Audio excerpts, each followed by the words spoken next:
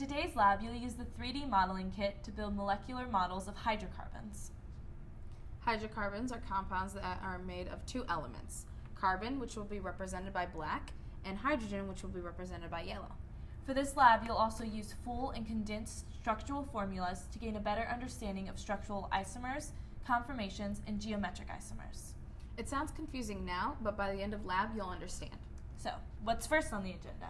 First, you'll need to obtain a molecular modeling kit from the chemical and equipment cart, and then you will use the key in your lab manual to build propane, C3H8. Now there's a tricky part in this lab where we have to replace one of the hydrogens with a chlorine atom. So, like this? Yeah. Okay. Then we have to switch that chlorine atom with another hydrogen atom on the same carbon. Okay, so these two? Sure. Now you have to ask yourself, did I make a new model by doing this?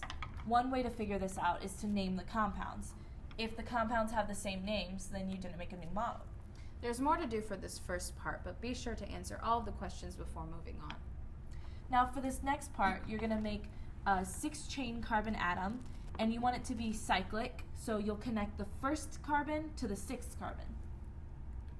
The 6-member ring should not be flat. It should look like this, with 3 hydrogens facing up and 3 of them facing down. You can name it. Fluffy?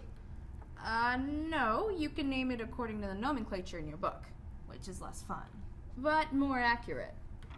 In the third and fourth parts of this experiment, you'll need to make multiple bonds between carbon atoms. To do this, you'll be using springs.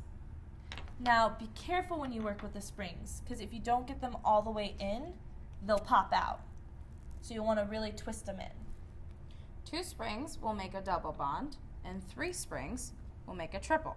Notice how the geometry of the molecules changes as you build the bonds.